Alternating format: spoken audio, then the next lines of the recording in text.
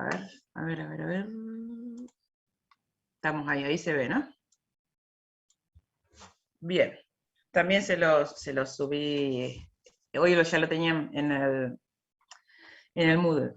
Bien. Estudio del líquido cefalorraquídeo.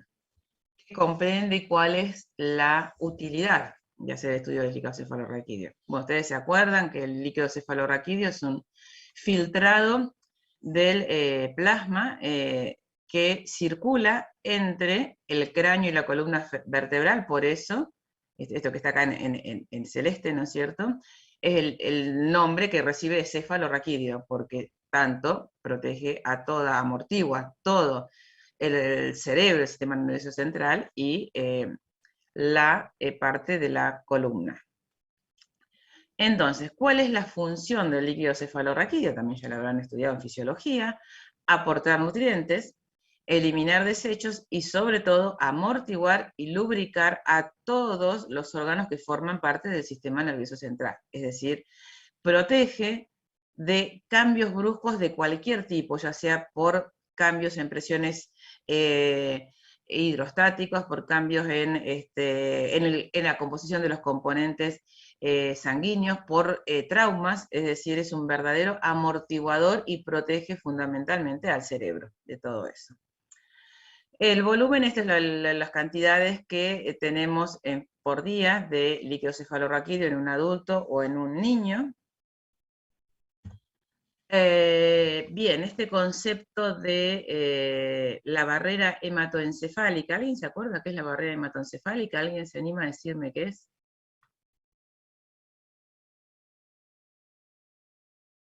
¿De dónde surge? ¿Lo escucharon el término?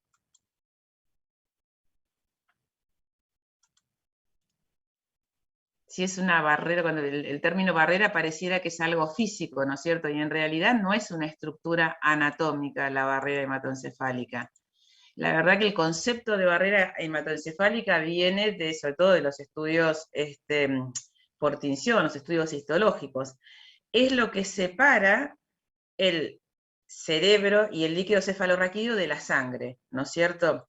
Y es esa barrera hematoencefálica que está formada fundamentalmente por las células de los plexos coroides y las células endoteliales de los capilares sanguíneos, es fundamental el rol porque tiene una permeabilidad selectiva y es la que va a permitir que pasen o no pasen determinados componentes al líquido cefalorraquídeo, ¿no es cierto? Y es lo que permite que pasen de un lado hacia el otro los componentes, los nutrientes para un lado, los elementos de desecho para otro, pero lo importante es la permeabilidad selectiva que tiene y el gran control que tiene sobre eso, porque no podemos permitirnos que de repente pasen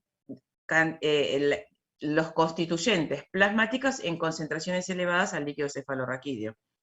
Vamos, los componentes del líquido cefalorraquídeo son parecidos, o digamos, varios de los componentes que tenemos en circulación los tenemos en el líquido cefalorraquídeo, pero las concentraciones son absolutamente distintas. Y es más, el líquido cefalorraquídeo debería estar estéril con respecto a algunos componentes, ¿no es cierto? Entonces, regula el paso de constituyentes del plasma al líquido cefalorraquídeo y mantiene, en definitiva, la homeostasis del sistema nervioso central. Es decir, protege al cerebro de estos cambios bruscos que sí hay en la circulación periférica. ¿Cómo regula todo eso? Y a través del sistema de transportes activos, difusión pasiva para proteínas, para glucosa, diferentes componentes, transporte activo para iones.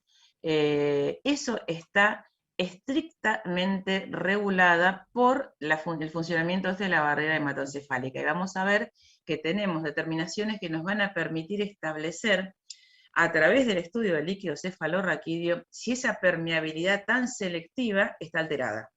Y si está alterada, corremos el riesgo de, entonces, tener enfermedades asociadas a la alteración justamente de la permeabilidad. Bien, ¿cuál es la utilidad del estudio del líquido cefalorraquídeo? Obviamente es una determinación invasiva, no es más invasiva que hacer una punción de sangre periférica. Es útil para la detección de enfermedades e infecciones meningias, para hemorragias subaracnoides, neoplasias, enfermedades desmielinizantes, pero como yo acá les marqué en amarillo, en realidad el principal estudio, o sea, la principal, mejor dicho, presunción para el cual se justifica hacer una punción lumbar de líquido cefalorraquídeo es cuando se sospecha de una infección meningia. Es decir, que en el líquido cefalorraquídeo lo más importante va a ser el estudio microbiológico. Para las otras situaciones es útil, pero no necesariamente por ahí es la única herramienta, por ahí se puede utilizar otro tipo de abordajes diagnósticos y llegar a una punción de líquido cefalorraquídeo en determinadas circunstancias. Pero para diagnosticar una infección meningia, sea parasitaria, bacteriana, viral, lo que sea, el líquido cefalorraquídeo es fundamental, el estudio del líquido cefalorraquídeo. Bien, entonces acá tienen un cuadrito donde les dice, en función de la sensibilidad y la especificidad, siempre que habla acá es de sensibilidad y especificidad clínica, tiene alta sensibilidad y especificidad para todo lo que sea infecciones meningias, y bueno, y acá tienen todas las características. Bien, ¿en qué consiste el estudio del líquido cefalorraquídeo? Y lo vamos a ver para todos los líquidos de punción. El viernes vamos a ver los otros líquidos de punción, y siempre vamos a tener estos 4 grupos de estudio. Un estudio macroscópico, es decir, lo que vemos a simple vista cuando recibimos la muestra, un estudio microscópico, un análisis químico y un análisis microbiológico. Esos son los 4 grandes aspectos que se estudia en los líquidos de punción. Los analitos a medir en cada uno de esos, o la célula, o que sea, bueno, van a variar de acuerdo al líquido que estemos evaluando. Pero en todos se hacen estos 4 análisis. Bien. ¿Qué hay con respecto a la toma de muestra? La toma de muestra es privativa de los médicos, o sea, la toma de muestra la hace el médico. Se hace en general por punción lumbar entre la 4ª y 5ª vértebra lumbar, con el individuo recostado y puesto de costado. Puede hacerse eventualmente una punción cisternal o cervical, es muy rara, y en caso de que se tenga que recurrir a estas punciones, el médico lo debe indicar en la orden que manda para el estudio de líquido cefalorraquídeo, porque los valores de referencia son diferentes. Bien, lo ideal es lograr hacer una extracción de 20 mililitros y repartirlo en 3 tubos. Un tubo para el examen químico e inmunológico, uno para iniciar en forma inmediata el estudio microbiológico y otro para el recuento celular y diferencial. Si alcanza el volumen que se logra extraer, se separan los 3 tubos y ya esos 3 tubos van a seguir los diferentes caminos dentro del laboratorio para que se empiece a procesar en forma inmediata todo. Como les pongo ahí, hay que procesarlo rápidamente. El estudio de líquido cefalorraquídeo es un estudio de urgencia, obviamente no lo vamos a recibir en un laboratorio que no está asociado a un centro asistencial, ¿no es cierto? Es algo que es un paciente que va a estar institucionalizado, va a estar internado, es un estudio, entonces hay que hacerlo en forma inmediata, no solo por la urgencia clínica, sino porque se deteriora muy rápidamente el contenido celular que hay. En términos de 1 hora ya podemos empezar a perder las células o inclusive los microorganismos que pueden estar colonizando ese líquido cefalorraquídeo. Entonces, para evitar eso, necesitamos procesarlo rápidamente. Es decir, se extrae y rápidamente esa muestra llega al laboratorio. Bien, empecemos por lo que sería, que les pongo acá arriba, el análisis macroscópico. El análisis macroscópico siempre que comprende color y aspecto. Es decir, aspecto, definirlo si es translúcido, opaco, opalescente, viscoso. Siempre en el estudio del aspecto, lo ideal es para definir si es translúcido, transparente, opaco, es poner una hoja atrás del tubo. Acá yo les pongo, fíjense en este esquema que hay acá arriba, esto es lo ideal. El líquido cefalorraquídeo, el líquido normal, fisiológico, es absolutamente incoloro y transparente. Es como si tuviéramos una muestra de agua, una buena agua de buena calidad, y que ustedes, si ponen un papel atrás del tubo, pueden leer perfecto lo que dice atrás en ese escrito. Eso quiere decir que es claro y transparente, translúcido. Se dice en general que es como un cristal de roca. Si ustedes han tenido la oportunidad de ver algo de cristal de roca, es absolutamente transparente. Entonces, eso es el aspecto normal. Habrá que mirarlo para ver si hay turbidez, si hay coágulos, si aparecen coágulos, si es viscoso. Entonces, por ejemplo, acá les estoy poniendo este esquema donde se ve una turbidez, una viscosidad. Esto puede deberse a presencia de bacterias, a presencia de leucocitos, que lo iremos determinando en los otros pasos siguientes, ¿no? Pero ya me está marcando de que algo está pasando, es decir, no tiene este aspecto.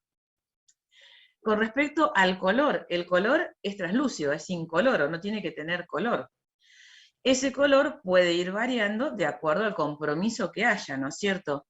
Podría haber un color, no sé si acá se distingue bien, pero este es un color ligeramente amarillento. Eso puede deberse a presencia de hemoglobina, a presencia de bilirrubina en los cuadros de ictericias. Ciertas proteínas presentes allí me pueden dar ese color. Pero también podemos tener un color intenso, santocrómico se dice, cuando nos estamos aproximando al color rojizo, un color intenso. Y eso puede indicar presencia de sangre.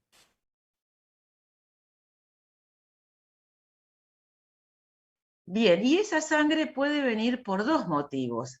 Puede ser que haya lo que les escribo acá, una punción traumática, es decir, que cuando el médico abordó, ingresó con la aguja esa larga, hubo una rotura de los capilares superficiales y se contaminó la muestra al atravesar hasta llegar a la columna y poder extraer el líquido cefalorraquídeo, y se contaminó con un poquitito de sangre. Eso es una punción traumática. Ahora, podría ser que hay un contenido alto de sangre porque lo que hay es una hemorragia intracraneal, una hemorragia subaracnoide, y por eso la sangre proviene del sistema nervioso central y no de una punción traumática. Bueno, eso es importante que lo distingamos, si es traumático o proviene de una hemorragia, porque si es traumático podemos hacer algunas determinaciones y podemos hacer algunas correcciones que no las podemos hacer si la hemorragia es subaracnoidea, porque tenemos una contaminación con sangre que no la podemos descontar. El problema de tener una contaminación con sangre es que me está aportando cosas que provienen del medio sanguíneo circulante y que no están presentes en ese líquido, ¿no? Entonces, acá les pongo dos esquemas bien exagerados, ¿no es cierto? ¿Cómo podemos distinguir si la punción es traumática? Puede ser de dos maneras. Imaginemos, si recibimos 3 tubos, el color santocrómico, es decir, ese color rojizo, si es una punción traumática, va a ir disminuyendo a lo largo de los 3 tubos, porque si fue una contaminación al momento de ingresar con la aguja fina, se va a concentrar en el primer tubo y el segundo y el tercero ya va a estar casi claro. Entonces, esto, imaginemos, esto va a ir disminuyendo y quizás el tercer tubo ya está límpido. Ahora, si lo que recibimos es un único tubo, lo que conviene hacer es centrifugarlo. Y si cuando lo centrifugamos nos queda, no tengo acá el dibujito, un botón de rojo, un sedimento rojo en el fondo, y todo el sobrenadante límpido, quiere decir que eso fue una punción traumática.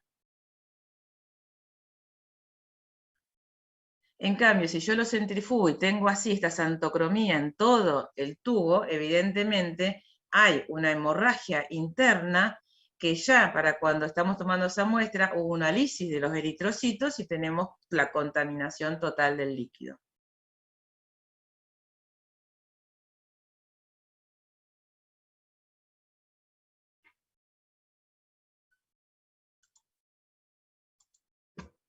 ¿Se entiende eso? Bien, eso es importante poder lograr diferenciarlo. Entonces, todo eso compete a lo macroscópico. ¿Qué involucra el estudio microscópico del líquido cefalorraquídeo? Es el recuento celular. Normalmente en el líquido cefalorraquídeo no tiene que haber células o muy bajísima cantidad de células. El recuento celular y diferencial nos va a ayudar a orientarnos, sobre todo el recuento diferencial leucocitario. Si tenemos aumento de leucocitos, orientarnos qué tipo de predominancia de leucocitos hay y en base a qué podemos pensar que puede ser una infección que predomine en ese líquido cefalorraquídeo. Entonces, el examen microscópico es el recuento celular, tanto recuento celular total más el diferencial. Fíjense lo que yo les pongo acá y les pongo el dibujito de la cámara de Neubauer. ¿Por qué? Porque el recuento celular se tiene que hacer en cámara. No nos sirven, al menos hasta ahora, los equipos automatizados. ¿Por qué? Porque tienen una sensibilidad que no llega, no es tan baja para la cantidad de células que hay en el líquido cefalorraquídeo. En el líquido cefalorraquídeo no tiene que haber prácticamente células, o fíjense, podemos tener de 0 a 5 leucocitos por microlitro. Una sensibilidad bajísima, que está por debajo del límite de sensibilidad de los autoanalizadores. Entonces, todavía se sigue recurriendo a hacer el recuento en cámara.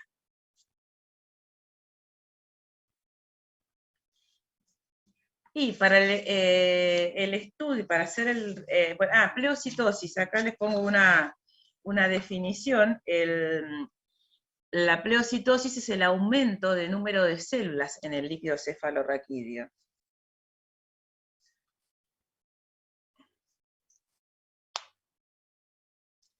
Bien, y para hacer el recuento diferencial hay que hacer un frotis, ¿no es cierto? Como haríamos como hacemos los frotis sanguíneos. Pero ¿qué pasa? Hay que ser cuidadoso porque en el sangre periférica la cantidad de células que tenemos es muy alta, entonces por más que se nos rompa alguna, no vamos a perder la noción de cuál es la proporcionalidad que tenemos de distribución celular. En el líquido cefalorraquídeo hay que ser muy cuidadosos para hacer ese frotis porque es baja la cantidad de células y no podemos perder visualizar las células por rotura del material. Entonces, ¿qué conviene utilizar? Conviene utilizar las citocentrífugas. Las citocentrífugas, no sé si las han visto, lo que hace es separa por velocidad, tiene unos dispositivos como unas canastitas donde uno pone la muestra en un porta y la centrifugación a determinada velocidad va a permitir separar las células de acuerdo a su tamaño, a su densidad, y después ya tenemos listo el frotis, el cual vamos a hacer la tinción y vamos a analizar y hacer el recuento diferencial.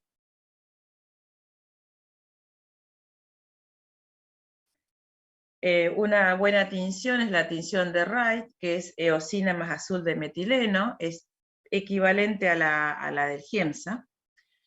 Y bueno, y hoy vamos a observar sobre todo el recuento diferencial de leucocitos, y que en función de, fíjense, acá les estoy poniendo cuál es el recuento diferencial, o sea, cuál es la proporción de leucocitos en líquido cefalorraquídeo, tanto en adultos como en neonatos, ¿no?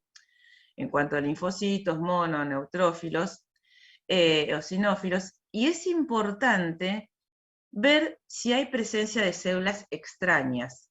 ¿Qué quiero decir? Si por ahí encontramos células que no pertenecen al grupo digamos, de leucocitos que nosotros tenemos caracterizado, ¿no es cierto?, por nuestra experiencia al observar el microscopio. Si uno encuentra células grandes, con núcleos grandes, hay que informarlo y hay que derivar esa muestra a anatomía patológica porque nos pueden estar evidenciando presencia de células neoplásicas. Entonces, estar alerta, tanto en este líquido como en todos los líquidos de punción. Si uno observa células raras, informarlo y avisar a anatomía patológica.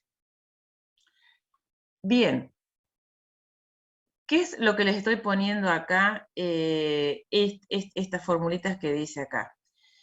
Si hubo una punción traumática, yo puedo hacer el recuento leucocitario y corregirlo en base a la punción traumática. Y puedo informar el recuento leucocitario corregido. Por eso yo les decía, si tenemos una punción traumática es importante porque el recuento leucocitario no se invalida. ¿Y cómo corregimos? Lo que importa es la cantidad de leucocitos que tenemos allí, ¿no es cierto? Los leucocitos corregidos, ¿cómo sería? ¿Cómo los calculamos? Y por los leucocitos propios que estaban en el líquido cefalorraquídeo, a los cuales le tendríamos que restar los leucocitos que se agregaron por la punción traumática. Es decir, los que ingresaron cuando se contaminó la muestra con la sangre que vino en el momento de hacer la punción. Y bien, la pregunta es, ¿de dónde saco este valor de leucocitos añadidos? Bien, los leucocitos añadidos los puedo calcular ponderándolo en función de la cantidad de leucocitos que hay en una muestra de sangre periférica. Es decir, que en simultáneo tenemos que analizar una muestra de sangre periférica con la muestra de líquido cefalorraquídeo. Le hacemos el hemograma a esa muestra de sangre periférica y en ese hemograma que voy a tener el recuento eritrocitario y el recuento leucocitario. Y yo puedo establecer una relación y digo que para tantos eritrocitos en sangre periférica tengo tantos leucocitos. Entonces, para los eritrocitos que yo cuento en el líquido cefalorraquídeo, por una simple regla de 3, calculo cuántos leucocitos se agregaron. Y eso es la fórmula que le estoy poniendo acá. Esto no es más que una regla de 3. Para la cantidad de eritrocitos que hay en sangre, tengo tantos leucocitos en sangre.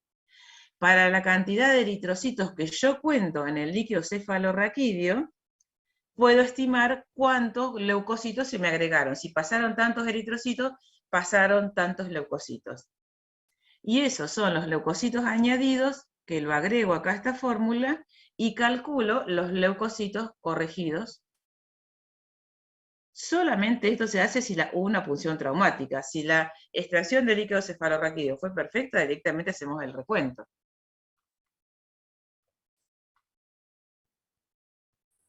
Profe, ¿Se entiende? ¿Sí? ¿por qué no se usa el recuento leucocitario en vez de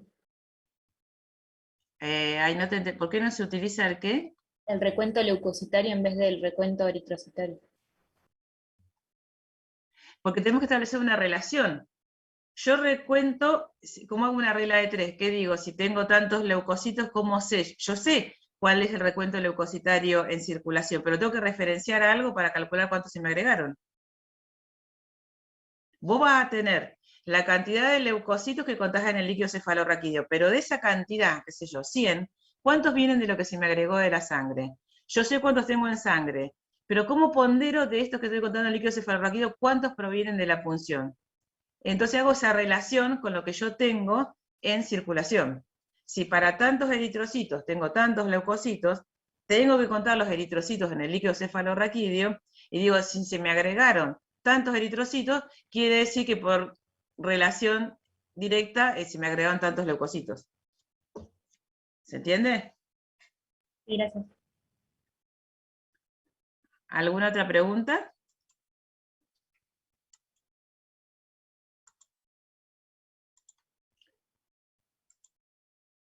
Bien, eso es el estudio microscópico. Y acá creo que tienen, bueno, acá, a ver, el aumento de neutrófilos es muy altamente presuntivo de infección bacteriana. El aumento de linfocitos de infección viral, el aumento de eosinófilos de infección parasitaria. Acá les dejo las tablas donde les dice, bueno, qué pasa, cuáles son las situaciones que pueden ser predominantes, si hay una pleocitosis eosinófila, si hay linfocítica o si hay neutrófila.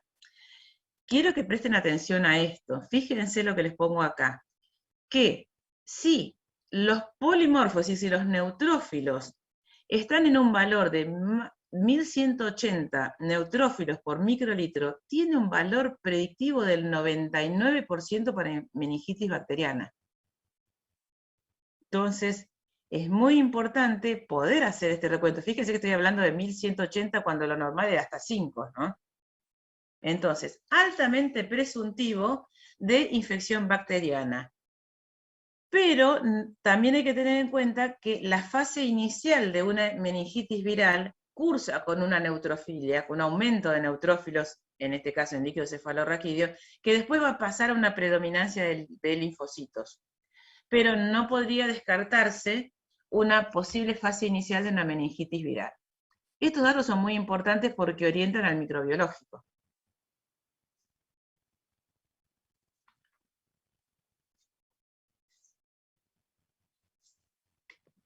Bien, y esto sería en cuanto al estudio microscópico. ¿Qué pasa con el estudio químico? Bueno, acá sí, si hubo una punción traumática, se invalida todo, el químico no se puede hacer. Solamente llegamos si hay una, y obviamente tampoco si hay una hemorragia subaracnoidea, ¿no? Entonces, para poder hacer el estudio químico necesitamos que el líquido esté recolectado sin ningún riesgo de contaminación con muestra sanguínea. Bueno, ¿qué podemos hacer en el estudio químico? Vamos a poder hacer glucosa, podemos hacer creatinina, se puede hacer urea, se puede hacer proteínas. Lo más importante son las proteínas, justamente eso. Estudiar el nivel de proteínas. ¿Por qué? Porque las proteínas son voluminosas y es algo que me va a poder hablar de la permeabilidad selectiva. Si me empiezan a aparecer muchas proteínas, me va a estar hablando de que estoy perdiendo capacidad de permeabilidad en la barrera hematoencefálica, que es lo que dijimos al inicio. La barrera hematoencefálica es fundamental para mantener la homeostasis del cerebro, para no permitir que pasen cosas que no deben estar en el líquido cefalorraquídeo. Y una de esas es la presencia de proteínas en alto nivel. Entonces, el aumento de proteínas totales, si medimos proteínas totales por cualquiera de los métodos, turbidimétrico, Blauri, Pure o inmunoturbidimétrico, me está diciendo que algo está pasando, pero es poco específico de qué es lo que está pasando. Pero ya es un indicio de que algo pasa, no tiene que aumentar las proteínas totales.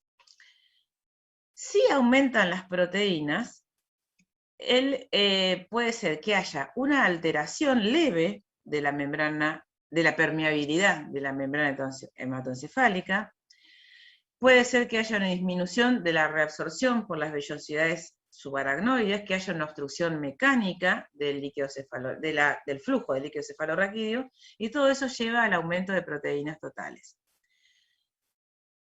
Y la alteración de la permeabilidad de la barrera hematoencefálica puede ser leve, como le decía, puede ser severa, y si estemos perdiendo capacidad y esté pasando muchas cosas, o también puede llegar a darse el caso de que haya una síntesis o intratecal de ciertas proteínas como son las inmunoglobulinas. Entonces vamos a ir viendo una cosa por otra. Entonces, las proteínas en el líquido cefalorraquídeo tienen que ser menos del 1% de las proteínas del suero, si todo funciona bien. Es decir, que tenemos que tener un nivel de proteínas en líquido cefalorraquídeo por debajo del 1% de las que hay en suero. Y aparte de hacer proteínas totales, podemos hacer estos tres índices que les muestro acá. El índice de albúmina, que me va a hablar de la permeabilidad. Si está alterada la permeabilidad de la barrera hematoencefálica. Puedo hacer el índice de inmunoglobulinas, que me va a hablar del compromiso que tiene esa barrera hematoencefálica, cuán severo es el daño que hay sobre esa barrera hematoencefálica, el daño funcional, ¿no es cierto? Porque dijimos que es fundamentalmente una estructura funcional. Y también podemos hacer el índice de albúmina corregido por, el índice de inmunoglobulina corregido por albúmina, es decir, este dividido este. Y ahora vamos a ir viendo cada uno de ellos. Índice de albúmina. El índice de albúmina es relacional, por eso yo les digo, siempre que procesamos el líquido cefalorraquídeo, procesamos una muestra de sangre periférica. Tenemos que determinar los niveles de albúmina en el líquido cefalorraquídeo y los niveles de albúmina en suero, y hacer el cociente. Y eso me va a dar el índice. Algo muy importante para tener en cuenta, las unidades. Fíjense que en líquido cefalorraquídeo estamos hablando de miligramos decilitro, mientras que en suero estamos hablando de gramos decilitro. ¿Por qué? Porque tenemos menos del 1% de lo que tenemos en el suero. Entonces, mucho cuidado cuando hacen los cálculos a poner las unidades correctas. ¿Qué es lo fisiológico? Que este índice esté por debajo de 9. Si ese valor está por debajo de 9, nos habla de que la barrera hematoencefálica no tiene afectada su capacidad de permeabilidad selectiva. Es decir, que está intacta en cuanto a su funcionalidad. Si el índice llega hasta 14, podemos hablar de un ligero deterioro.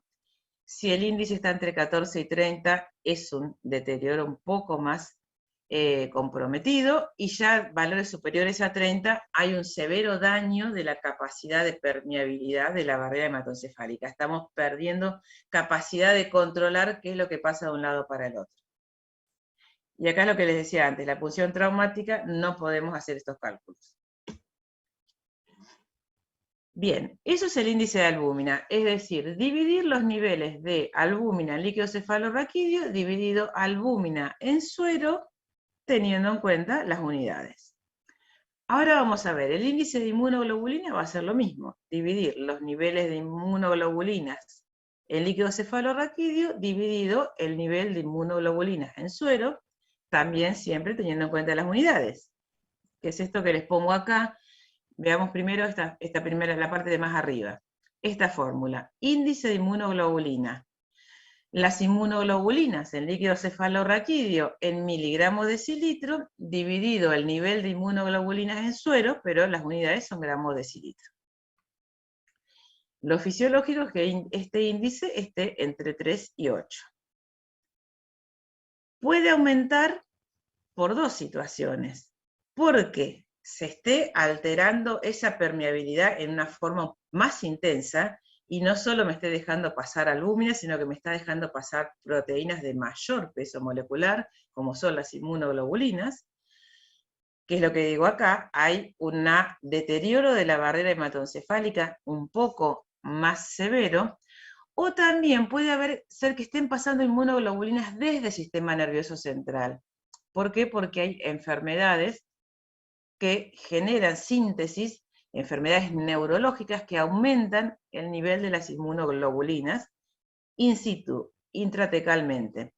Esto se da sobre todo en la esclerosis múltiple, donde vamos a tener un aumento de contenido de inmunoglobulinas, pero no porque está pasando las inmunoglobulinas desde sangre periférica, sino que están viniendo directamente de síntesis intratecal. Entonces, para diferenciar estas dos cosas es que hacemos el índice de inmunoglobulina corregido por el índice de albúmina. Dividir el índice de inmunoglobulina sobre el índice de albúmina. Si lo ponemos en fórmulas, nos va a quedar así. Las inmunoglobulinas en líquido cefalorraquídeo sobre la inmunoglobulina en suero por la albúmina en suero dividida la albúmina en líquido cefalorraquídeo, y siempre respetando las unidades. Este índice, lo fisiológico es que sea hasta 0,8. Si es mayor de 0,8, me está hablando de síntesis intratecal y tiene una sensibilidad clínica del 90% para esclerosis múltiple. Bien. Ahora, si tiene una buena sensibilidad para esclerosis múltiple, no necesariamente se vaya a requerir de una punción lumbar para hacer el diagnóstico de la esclerosis múltiple. A lo mejor el diagnóstico lo podemos hacer de otra manera y no haya necesidad de recurrir a eso. Pero bueno, hay que tenerlo en cuenta porque es una situación que se puede dar cuando hay situaciones de enfermedades neurológicas muy de difícil diagnóstico, se puede requerir esto. ¿Se entendió esto? Todas las cuentas. Y la utilidad clínica de hacer estos cálculos.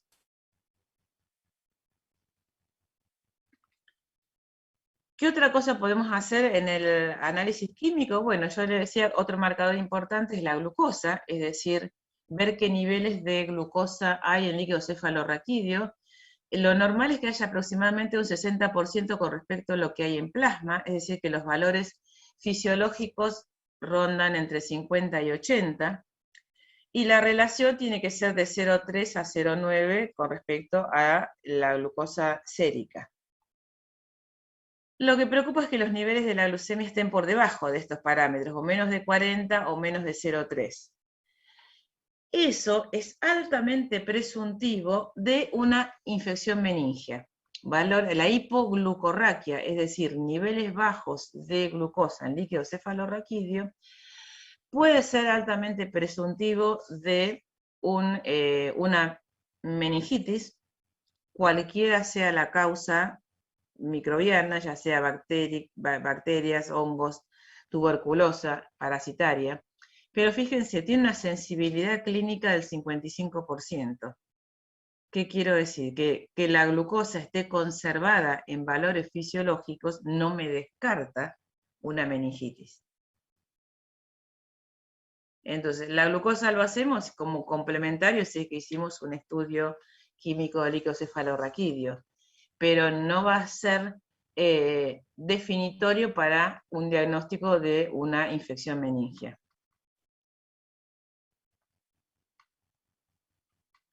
En general, se piensa que la hipoglucorraquia se produce, ¿por qué? Por el alto consumo de glucosa por parte de los microorganismos que están colonizando ese líquido cefalorraquídeo. Pero no siempre están en una concentración tal que lleguen a consumir tanta glucosa que tengamos sensibilidad para detectarlo con valores por debajo de 40 o de una relación menor a 0,3, ¿entiende? Por eso la limitación de la sensibilidad clínica. ¿Y qué es esto que les pongo acá? Los marcadores tumorales. Creo, no me acuerdo que algo les nombré, pero yo les dije que marcadores tumorales los vamos a ir nombrando a lo largo de cada eje que vayamos analizando. Acá les pongo que los marcadores tumorales que se pueden estudiar en líquido cefalorraquídeo porque están asociados a neoplasias del sistema nervioso central, puede ser la alfa-fetoproteína, el antígeno carcino embrionario, esta es la gonadotrofina coriónica, fíjense que son todas proteínas de origen embrionario. Cuando veamos, bueno, los marcadores tumorales, en general, pues ya les digo, van a tener una clase específica de eso, son proteínas que existen y son proteínas normales de nuestro organismo, que en algún momento se desregula su expresión y el tumor empieza a expresarlas en cantidad excesiva. Muy pocos son los marcadores tumorales que se expresan únicamente si hay una neoplasia. En general son proto-oncogenes que la neoplasia los transforma en oncogenes y empiezan a aparecer en cantidades elevadas dentro de determinados fluidos de ese paciente, y que son muy útiles los marcadores tumorales, no tanto al diagnóstico, pero sí al seguimiento y pronóstico de los pacientes. Los marcadores tumorales nos sirven para, al inicio de la enfermedad, si podemos hacer un panel de marcadores tumorales y ver ese paciente con qué marcador tumoral está cursando, cuál es el que me indica que está elevado, y después ir viendo si, a lo largo del tratamiento, si ese marcador tumoral, cómo se comporta, si va descendiendo. Esto, por ejemplo, yo recién les hablaba tiroglobulina para un carcinoma tiroideo, antígeno prostático para un carcinoma de próstata, es decir, es importante al inicio del proceso tener la radiografía bioquímica y decir, bueno, este paciente tiene elevado estos marcadores tumorales. Bueno, vendrá el tratamiento quirúrgico, citostático, el que fuese, radioterapia, y después irlo siguiendo con esos marcadores es muy útil, porque hay cambios que los podemos ver a lo mejor en poco tiempo de instalado el tratamiento, y bueno, y poder inferir a lo mejor un pronóstico de ese paciente. Bien, en el líquido cefalorraquídeo, estos son los marcadores que podemos estudiar. Insisto, no necesariamente se va a llegar a una función de líquido cefalorraquídeo para buscar eso, porque también los vamos a tener elevados en circulación.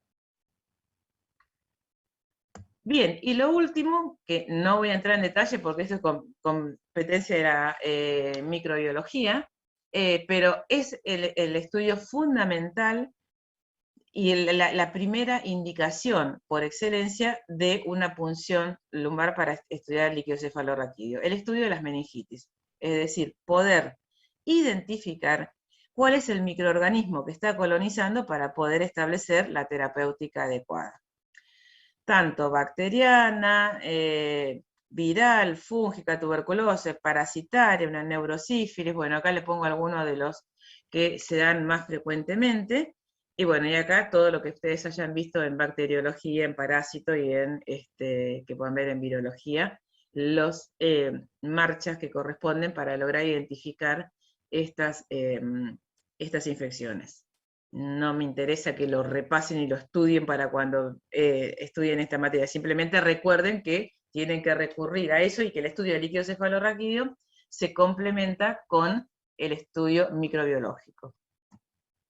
Bueno, y acá un cuadro con algunas de las principales meningitis y cuáles son las diferentes marcadores que pueden detectarse en el estudio líquido, tanto en cuanto al recuento diferencial, proteínas, el estudio químico y el microorganismo que coloniza.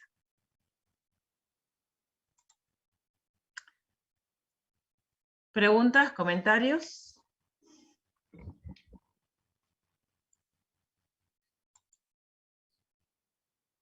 ¿Se entendió?